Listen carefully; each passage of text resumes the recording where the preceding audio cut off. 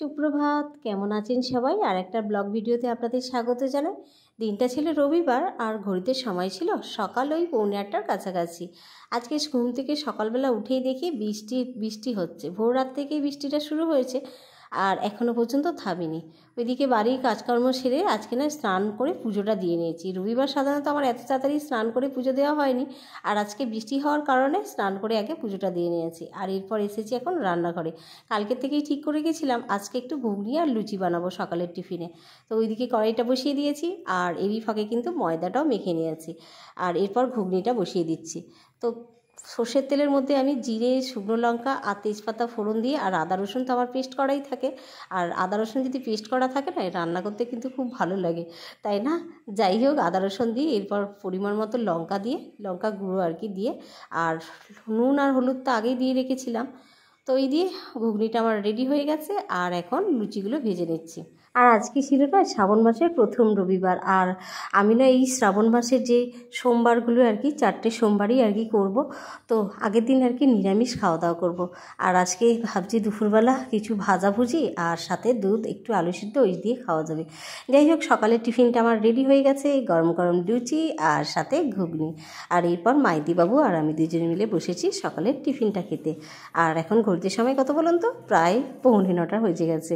যাই হোক, খাওয়া দাওয়া শেষে, আর আজকে না সকালে বৃষ্টি হচ্ছিলো বলে সকালে আর বাগানে আসা হয়নি, তাই খাওয়া দাওয়ার পর এখন দুজনে মিলে এসেছি সবজি তুলতে। আর এখন যা রোদ বেরিয়েছে, রোদে কতক্ষণ থাকতে পারবো কে জানে।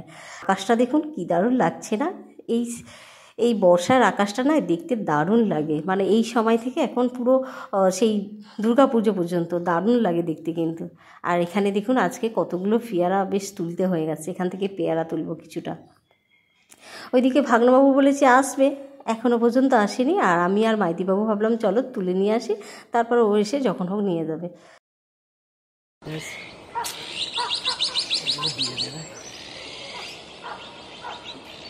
আর সেই দিকের ডালটা টানো, সেই দিকের ডালটা ওরাই গাছটা দেখো।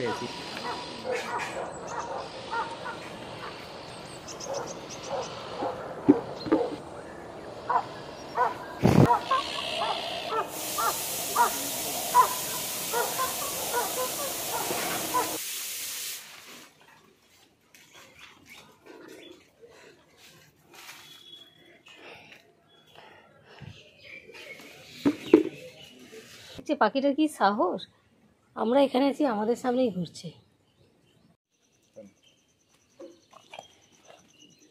করলাকে যে খুঁজতে হবে, ওই জন্যই তো আমি যাচ্ছি। চলো যাও যাও, ওই যে নিচে একটা ঝুলছে। হ্যাঁ, এইদিকে বাঁ দিকে একটা আছে, ডান দিকে ডান দিকে।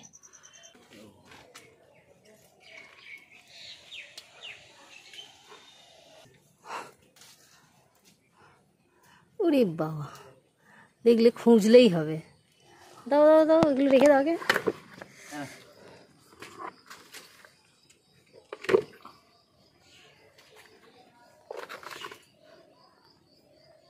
আরো এইটা ছোট, ওই একই জায়গা।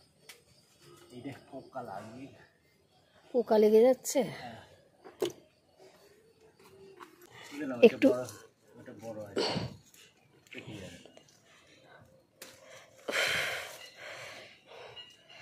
দু রকমের সাইজের হচ্ছে এখন করলাগুলো। করলাটা টেনে পারো? বাবা, দুটো রকম বড় বড়। থাক, ছোটটা নাহলে পেরেই নাও। ওই তো বড়, বাহ। দেখছো, পুরো পুঁই শাক আর করলা গাছ দুটো একসাথে মিশে গেছে তো। উড়ি বাবা, সত্যি বড় করলা দুটো। দেখো, এই দুটো করলা রেখে দিচ্ছিলে, কি যে খোঁজো তুমি। আজকে পুরো 1 কিলোর বেশি করলা হয়ে গেছে। দেখো, এত রোদ উঠে গেছে, বাপরে বাপ। আবার বৃষ্টি আসবে। ওদিকে গাছের ছাওয়া আছে। ঢেঁড়স মনে হয় আকাশে পৌঁছে যাবে। আমাদের সবজির বালতিখানা হেভি হয়েছে। হ্যাঁ, লঙ্কা ধরেছে। ও মা, দেখি দেখি দেখি দেখি, বাহ, আমি তো দেখিনি, ফুল হয়েছে, ফল হচ্ছিল না। বাহ, এখানে আবার একটা বরবটি গাছ আছে। হ্যাঁ, কি ভেন্ডি? নিচের গজিগুলো পুঁতকে যায়, মানে বড় হবে না, ওটা দিয়ে পেকে যায়।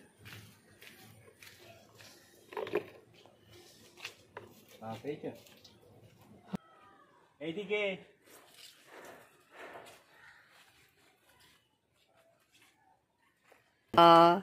কি রে, বৃষ্টি কোথায়? কই বৃষ্টি হচ্ছিল? 1 ঘন্টা আগে বৃষ্টি থেমে গেছে। দেখ রেনকোট, গরমে তো ভেপে যাবে। যদি আসে ওই জন্য আগে দেখো মাথা টাথা পুরো ঘেমে চান। এই রোদের মধ্যে কেউ রেনকোট পরে আসে রে বাবা। ভাগনাবাবুর নাম নিতে নিতেই ভাগনাবাবু হাজির। হ্যাঁ, এদিকে মাইতিবাবুরও সমস্ত সবজি কাটা হয়ে গেছে। চলুন এবার বাড়িতে যাই। আমি এমনভাবে বলি না যেন মনে হয় কত দূর থেকে সবজি তুলে নিয়ে আছি। যাই হোক, আমার বাড়ির পিছন থেকে আর কি। তো বাড়ি এসে দেখুন কতগুলো করলা, কতগুলো ঢেঁড়স, অবশ্য খুব বেশি নেই। যাই হোক, তবুও পরিমাণ মতো কম ছিল না।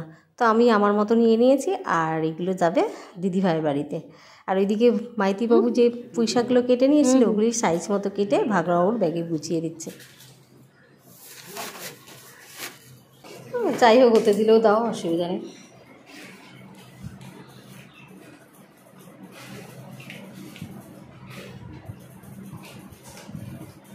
ভাগনাবাবুকে টিফিন খাওয়ার কথা বললাম, ও নাকি বাড়ির থেকে টিফিন খেয়ে এসেছে, তাই আর খাবে না আর বসবেও না। ফেরার পথে ও কিছু বাজার করে আবার বাড়ি ফিরবে, তাই আর কি দেরি না করে বললো মা আমি বেরিয়ে যাই। চেঞ্জ করলে ও আর হয়? যারা বোকায় তারা ডিসপ্লে চেঞ্জ করে।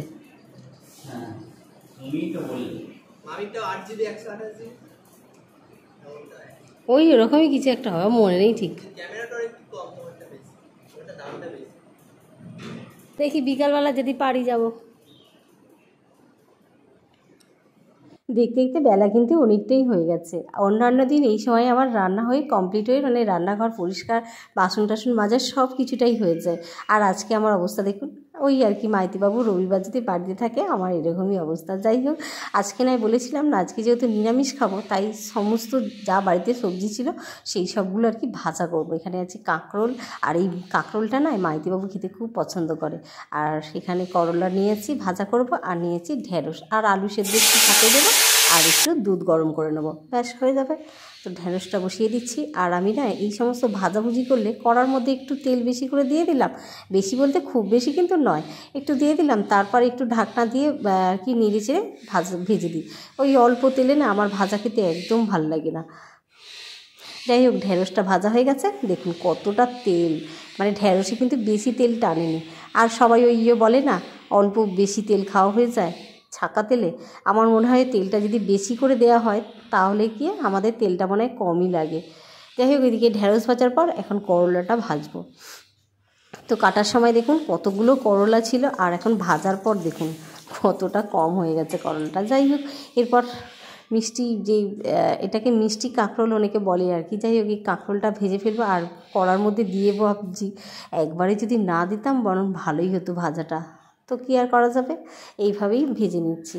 তাই ভাজতে ভাজতে যেগুলো আর কি হয়ে গেছে তো সেগুলো আগের থেকে তুলে নিচ্ছি, না হলে না ওগুলো আবার একটু কালো মতো হয়ে যাবে।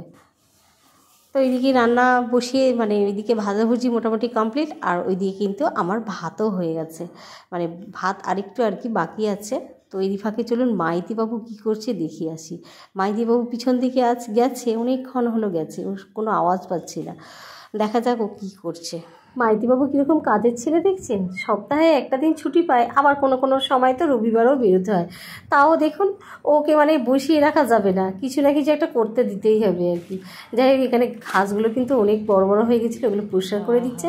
আর ওকে বলছি অনেক মানে ঘড়িতে সময় হয়ে গেছে, এবার কিন্তু খাবো, খিদে পেয়ে গেছে।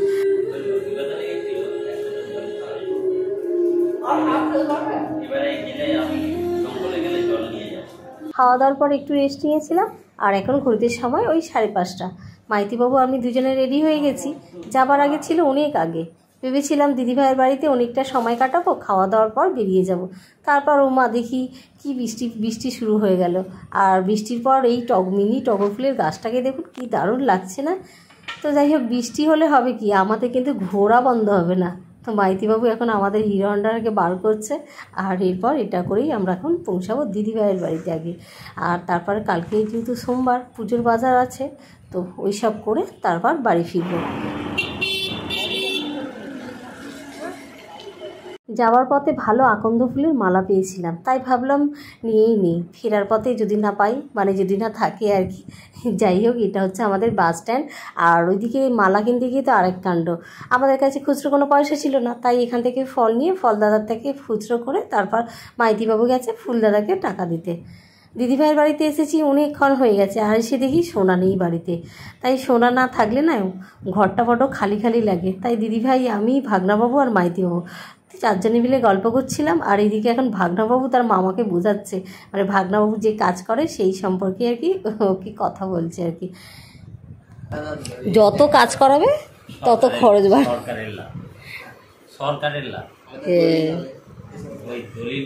কেমন লাগছে? সোনাকে হেভি লাগছে তো, কি সুন্দর ছোট্ট হেলমেট।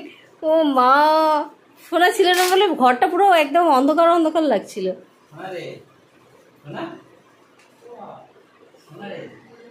কোথার থেকে এলাম আমরা? হেলমেট পরে সাইকেল, হায় হায়, হেলমেট পরে একমাত্র স্কুটারই মানাবে, বুঝলে? হ্যাঁ,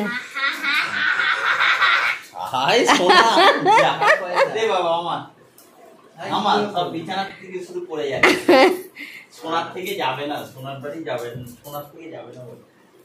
কয়টা ঢুকি দিস না, আমার চেন দেওয়া পকেট নেই না রে, ঘোরা হয়ে গেল।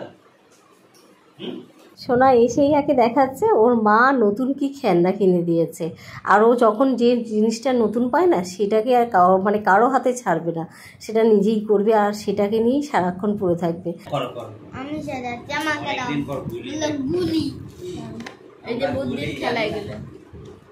আমরা বলছি তোমার কি খবর, বলছি তোমাদের কি খবর বলো।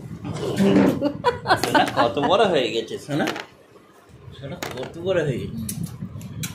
এটা মনে পড়লো?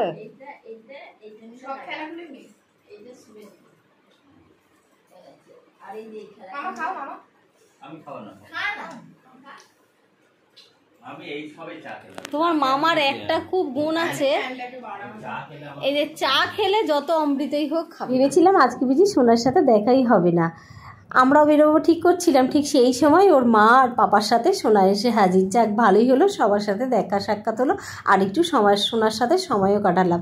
বাড়ি ফেরার পথে যে যা যা জিনিস নেবো বলেছিলাম সব কিছুই নিয়ে এখন বাড়ি ফিরেছি, আর এসে কিন্তু সব কিছু নামিয়ে নিচ্ছি। যদি কোনোটা নিতে ভুল করি তাহলে গিয়ে মাইতিবাবুকে কালকে নিয়ে আনিয়ে নিতে পারবো। তো যাই হোক, আজকের ভিডিওটা কেমন লাগলো অবশ্যই জানাবেন, আর যদি খুব বেশি ভালো লেগে থাকে আমার পরিবারের নতুন সদস্য হয়ে যাবেন। তো সবাই সুস্থ থাকবেন, ভালো থাকবেন, আজকের মতো টাটা।